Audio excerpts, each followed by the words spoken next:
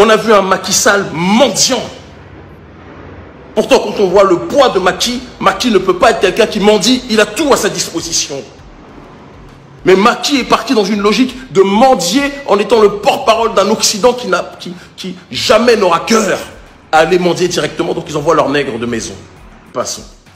Vous avez tous pu observer la rencontre entre le président Macky Sall et le président Alassane Ouattara. Et Dramane sort de mon esprit, sort de mon corps, sort de mon cœur. Même quand je ne veux pas parler du mal, le nom d'Alassane Ouattara revient dans mon esprit. C'est problématique. Et le président, donc Vladimir Poutine. Cette rencontre a fait couler beaucoup d'encre. Elle a suscité beaucoup de réactions, beaucoup de réflexions. J'ai même entendu des gens, et je pense que là-dessus c'était vraiment une profonde erreur d'analyse. Il y a beaucoup de choses que je peux reprocher au président Vladimir Poutine. J'ai entendu des gens qui ont dit Vladimir Poutine a humilié, a méprisé les Africains. Moi, je vais être très clair sur une chose. Déjà, ceux qui pensent que Vladimir Poutine est le messie des Africains sont des gens qui sont des malades mentaux. Et ceux qui demandent à ce que Vladimir Poutine aime les Africains sont des gens qui ont des problèmes aussi, je pense vraiment. Vladimir Poutine, il est le président des Russes, il est là pour se battre pour les intérêts russes. Et il le fera toujours. Et même quand les mouvements panafricanistes ou le courant panafricaniste est dans une logique d'alliance géostratégique avec la Russie ou avec Cuba ou autre, faut pas se tromper, hein, que ce soit les Cubains, que ce soit les Russes ou autres, chacun défend sa poire. Le problème de l'Afrique n'est pas le leur. Ce qui les intéresse, eux, c'est d'accroître justement les possibilités, les potentialités de pouvoir élever leur pays. Et si ça doit passer par une coordination avec les nôtres, ils le feront. Mais pensez, nous, que ces gens-là sont des gens qui sont là pour nous aimer, c'est vraiment ne rien comprendre à la géopolitique, sachant qu'en géopolitique, il n'y a pas d'amour, il n'y a que des intérêts. Donc arrêtons les émotions. Une fois ceci passé, je tiens à le dire que la posture de Vladimir Poutine, lorsqu'il a rappelé en préambule la Russie et l'Union soviétique auparavant a toujours été là pour lutter aux côtés des Africains contre le colonialisme, c'est une réalité. Et ça a été la démarche, lorsqu'il l'a énoncé, d'un homme d'État qui se positionne en rupture face à l'hégémonie occidentale. C'est ce qu'on était en droit d'attendre de tous les dirigeants africains. Malheureusement, c'est le président russe qui a énoncé ce propos. Il n'a pas énoncé parce qu'il aime les beaux yeux des Africains. Il n'a pas énoncé parce qu'il aime la couleur de peau des Africains. D'ailleurs, voyons comment les Africains sont traités en Russie. Ils ne sont pas mieux traités qu'ailleurs, hein, c'est le cas de le dire.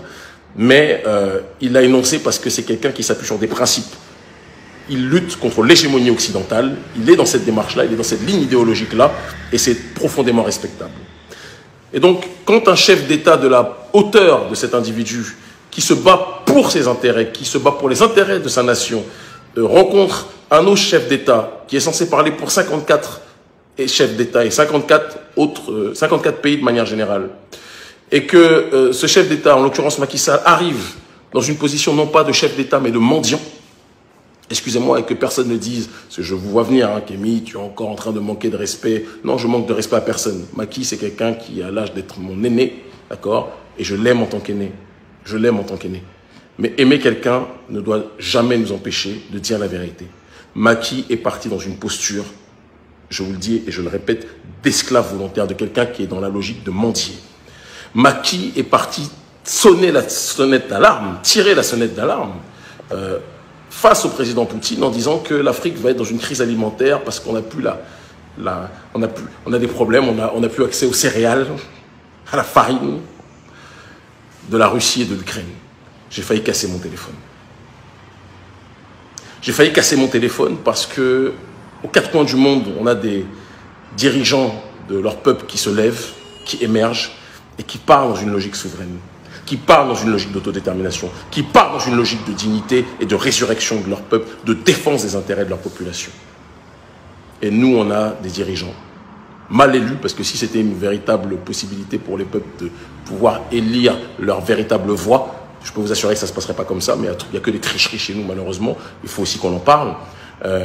On a des dirigeants qui sont des serpillères. Il faut qu'on soit capable de le dire, quand je dis toujours qu'une civilisation est détruite par l'extérieur, que c'est les rongées de l'intérieur. On a des dirigeants qui sont des serpillères. Macky est parti, non pas en tant que chef de l'Union africaine qu'il aurait dû être, il est parti en tant qu'émissaire de l'Union européenne qui, elle, risque de connaître une crise réelle parce qu'elle se fournissait justement via la farine, via le blé, et via les céréales de Russie et d'Ukraine, et que sans la Russie et l'Ukraine, elle est en difficulté. Et c'est cette même Union européenne qui met des sanctions dans sa logique schizophrénique vis-à-vis de la Russie. Le problème, il est là, il n'est pas ailleurs. Et donc, ils ont mandaté Macky, le brave Macky Sall, qui malheureusement, politiquement parlant, je vous le dis comme je le pense, toujours avec amour, se comporte comme un animal de compagnie de l'oligarchie occidentale et de l'oligarchie française notamment. Ce sont des faits.